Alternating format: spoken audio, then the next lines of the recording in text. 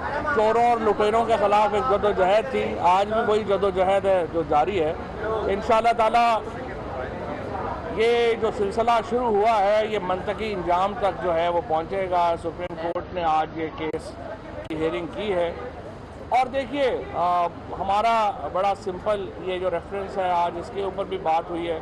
Article 63A जो है वो बड़ा फंडामेंटल बुनियादी एक आइन का हिस्सा है और इसमें हमने सुप्रीम कोर्ट से ये तशरीह मांगी है कि क्या पाकिस्तान के अंदर ये जो कुछ हुआ आपके सामने है, जिस तरीके से लोगों के ज़मीर ख़रीदे गए, जिस तरीके से लोटा करेसी को एक रेगुलराइज करने की कोशिश की गई, जिस तरीके से पाकिस्तान की मुंतखब हुकूमत के ख़िलाफ़ जो साजिश की गई वो आपके सामने।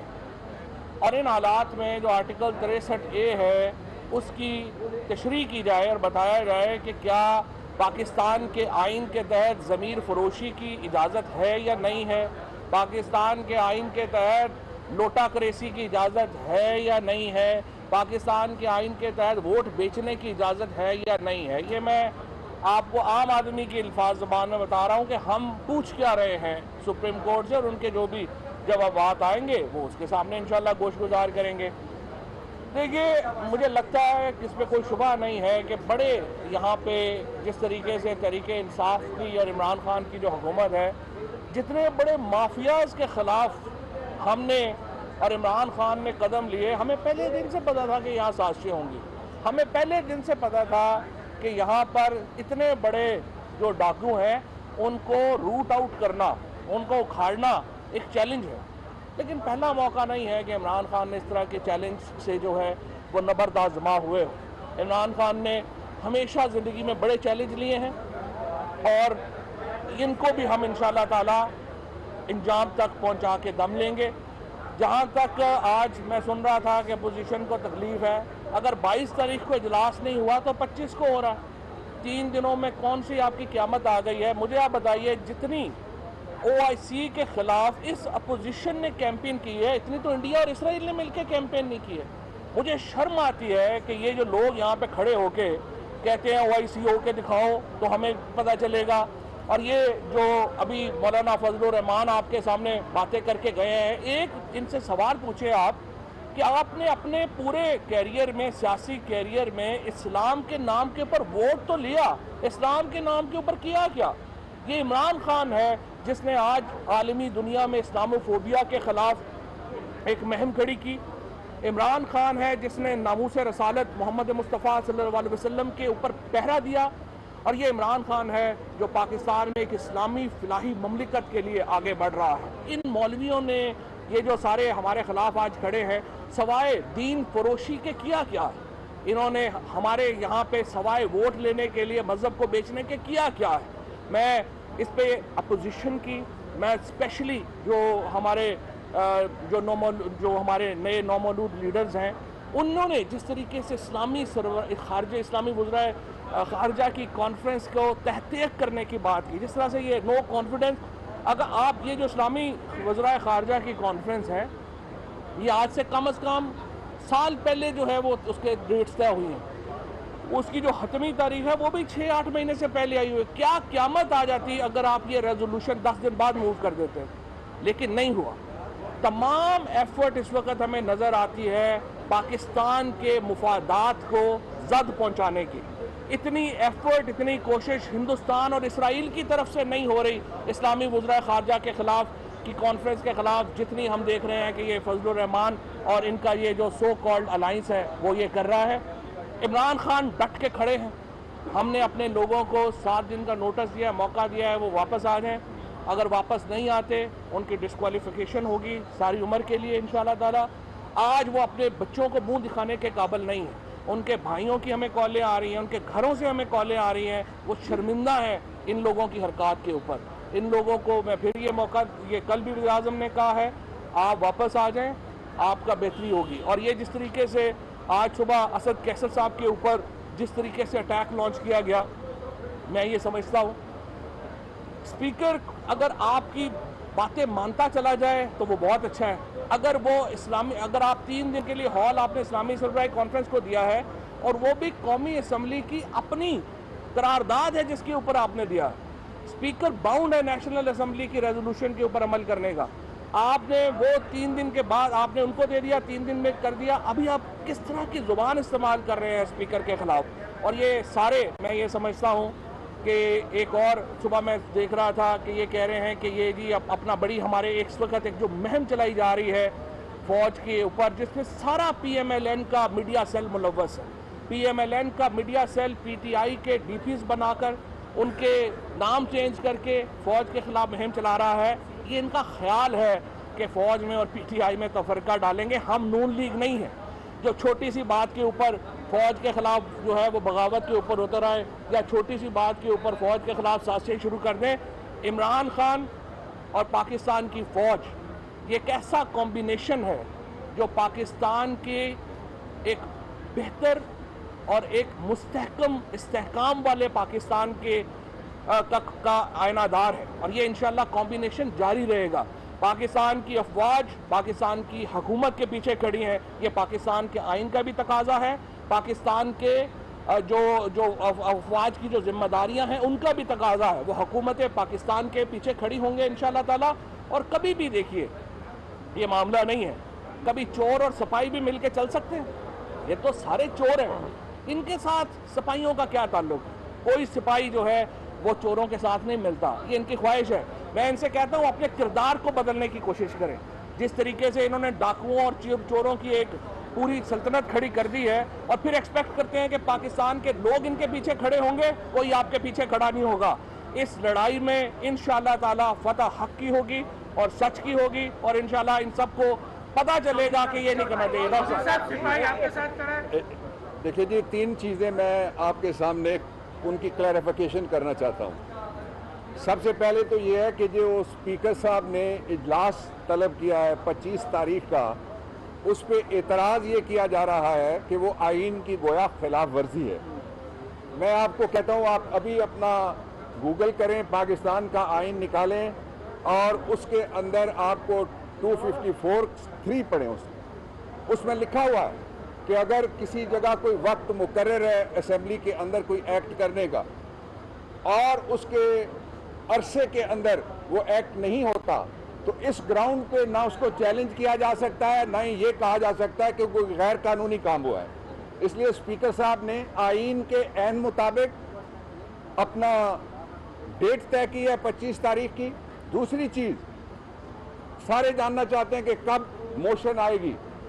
मोशन के लिए 25 तारीख को जो मोशन है वो एजेंडे पे आना ज़रूरी है, लेकिन उसको पहले मोशन को करारदाद के तौर पे उनको लीव लेनी पड़ेगी। शेड्यूल 2 है रूल्स ऑफ बिजनेस का, रूल 37 में कोट कर रहा हूँ, उसके मुताबिक उसके बाद वो करारदाद बनेगी और करारदाद कम से कम 3 दिन में और ज़्यादा से ज़्यादा 8 दिन में, जो महीने के एंड तक जाता है, उस करारदाद पे डिबेट होगी। करारदाद पे दूसरी साइड बोलेगी, जो प्रोपोनेंट्स हैं, लेके आए हैं, प्रपोज किया जिन्होंने करारदाद, हम भी बोलेंगे, वो अपना नुक्ता नज़र देंगे, हुकूमत पाकिस्तान और उसके इत्तेहादी अपना नुक्ता नज़र देंगे। तीसरी बात जिसको मैं क्लियर करना चाहता हूँ वो बात ये है कि कुछ लोगों का ये ख्याल है कि जब तक वोट नहीं डाला जाएगा डिस्क्वालीफाई नहीं किया जा सकता। बहुत अच्छी बात है, सारा मीडिया यहाँ पे मौजूद है, डिस्कस होता है शाम को। आज जरा थोड़ा सा पढ़ के इसको हम डिस्कस करेंगे। मैं वकला महाज का मुकदमा आपको बता रहा हूँ। वकला महाज के मुकदमे में सुप्रीम कोर्ट ऑफ पाकिस्तान ने आइन के आर्टिकल 63A की डेफिनेशन दी है कि वो है क्या, उसका एक्सटेंट क्या है, कोरोलरी क्या है और उसका एक्सटेंट क्या है। उसके मुताबिक जो शख्स पार्टी के सरबराह की डायरेक्शन, ये लफ्ज है आइन में भी है, उस जजमेंट में भी है, फॉलो नहीं करेगा, वो इस ग्राउंड पे वो शख्स डिफेक्टर समझ के डिस्क्वालीफाई हो जाएगा। इसका अगला पहलू अभी इंफॉर्मेशन मिनिस्टर साहब ने आपके सामने रखा कि जो डेट तय हुई है उसके लिए असेंबली ने मोशन कैरी की थी। किसकी मोशन थी? सरकार की नहीं, सिंपल वोट से पास हुई थी नहीं। ये सारी पार्टियां आज जो कह रही हैं कि हम नहीं होने देंगे ये इजलास, और फिर पहले जहर उगलते हैं फिर जहर चाटना पड़ जाता है। वो सारे उसमें मौजूद थे। सब ने यूनानिमसली ये हाउस जो था वो 23 तारीख के लिए और इस्लामी सरबराही काउंसिल के इजलास के लिए, जो OIC की मिनिस्टर्स काउंसिल के इजलास के लिए वो दिया है। आखिरी बात जो मैं कहना चाहता हूँ वो भी इस बहस में से निकलती है। वो बहस ये है कि क्या स्पीकर के पास ये इख्तियार है या नहीं है। ये मैं आप पे छोड़ता हूँ, जरा इसको आप जरूर डिबेट करें। डिबेट में आप पे छोड़ता हूँ कि क्या स्पीकर के पास जब वोटिंग हो रही हो और वोट बाकायदा लिख के पर्ची मिलेगी तो उसको टेंडर किया जा सकता है या चैलेंज किया जा सकता है या नहीं किया जा सकता। जो बहस कर रहे हैं मैं उनसे दरखास्त करता हूं, आप वकला महाज का जजमेंट पढ़ें सुप्रीम कोर्ट ऑफ पाकिस्तान का, आप आइन के आर्टिकल 63A की वो जगह पढ़ें जहां पे आखिरी बात मैं कहना चाहता हूं, फिर आपके सामने हमाद साहब भी बात करेंगे। आखिरी बात मैं ये कहना चाहता हूं कि सवाल ये उठ रहा है कि क्या जो शख्स डिफेक्ट करेगा वो ताहयात नाअहली होगी या टाइम बाउंड है।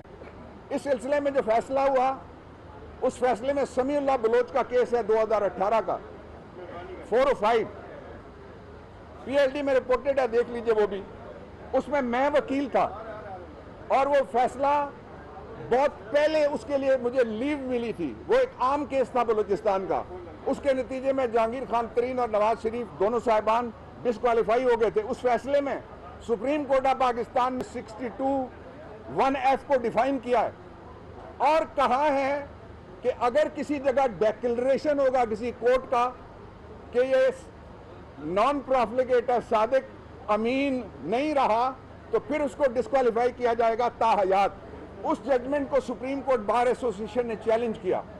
उस जजमेंट के ऊपर रिव्यू पिटीशन भी खारिज हो चुकी हैं और उस चैलेंज के ऊपर जो ऑफिस ऑब्जेक्शन आया registrar of the supreme court का वो बड़ा वैलिड है।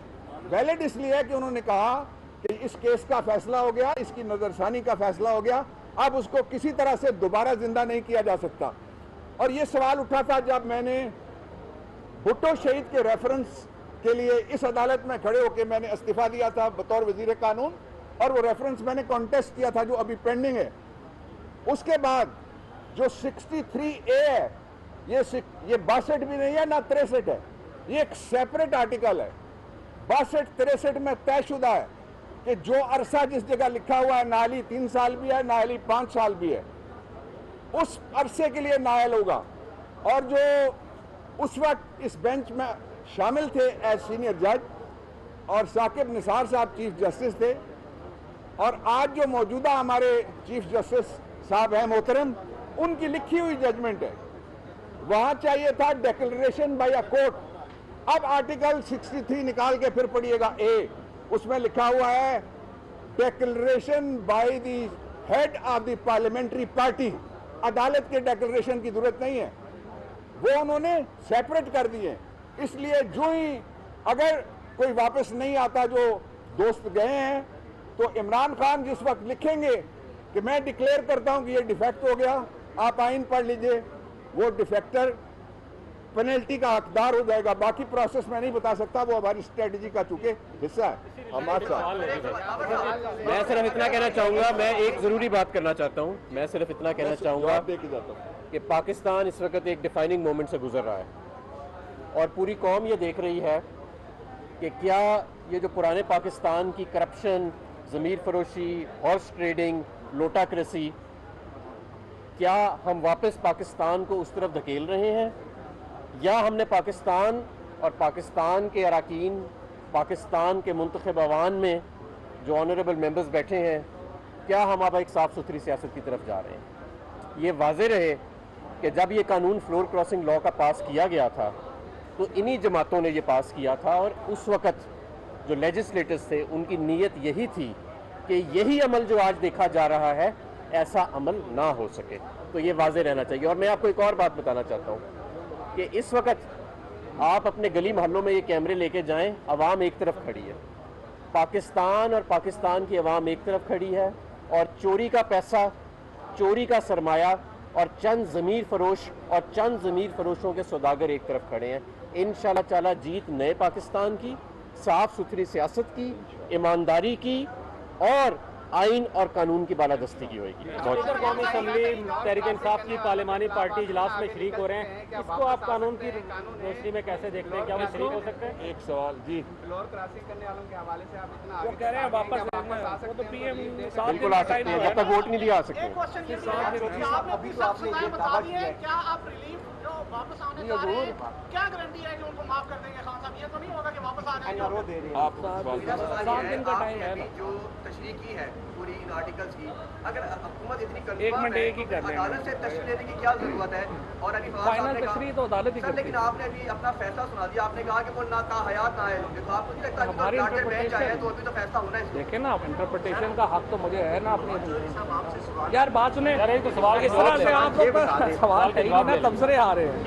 सवाल ये है, जब आपका जांच चल रहा था सर, उस वक्त जब वो लोग लेके आ रहे थे सर, क्या वो सवाल दुरुस्त है? ये क्या बात वो दुरुस्त पहली है? बात सर, अब मेरा सवाल अब एक मौका देगा तो जवाब बात देंगे। में 10 सवाल इकट्ठे हो गए ना तो अच्छा जी, पहली बात सर, नाम भी जो बता दें कौन बता रहे जहांगीर हैं, रब्ता तरीन करें। साहब के ऊपर जो ये कह रहे हैं कि जब उनकी हारा था, एक भी एमएनए जो मुखालिफ पार्टी का था वो हमने नहीं तोड़ा ना, अब हम ये करने जा रहे हैं। सारे लोग, हमारे आइन में ये है कि जब इलेक्शन होते हैं, जो आज़ाद उम्मीदवार हैं उन्होंने फैसला करना होता है कि उन्होंने कौन सी पार्टी ज्वाइन करनी है। उस वक्त एक कैंपेन होती है, किसी दूसरी पार्टी का हमने आदमी जो है वो कोई नहीं forward block तोड़ा, नहीं कोई बनाया। फॉरवर्ड ब्लॉक नहीं बनाया, वरना तो फॉरवर्ड ब्लॉक बन जाते हैं यहाँ पे सारे। उसके बाद अब भी हम क्या कर रहे हैं, हम किसी को ये नहीं कह रहे, अभी देखे इनके पास तो सिर्फ सिंध गवर्नमेंट का पैसा था ना, लॉन्ग मार्च भी कर लिया, और जो सिंध हाउस में हो रहा है, आप में से बहुत सारे दोस्त जिनको अंदर गए हुए हैं, जिनको उनको तो पता है वहाँ पे क्या हो रहा है, किस किस्म की वहाँ पे बार्स भी बन गई हैं, महंगे महंगे सारे काम हो रहे हैं, बाकी भी मामलात हो गए हैं।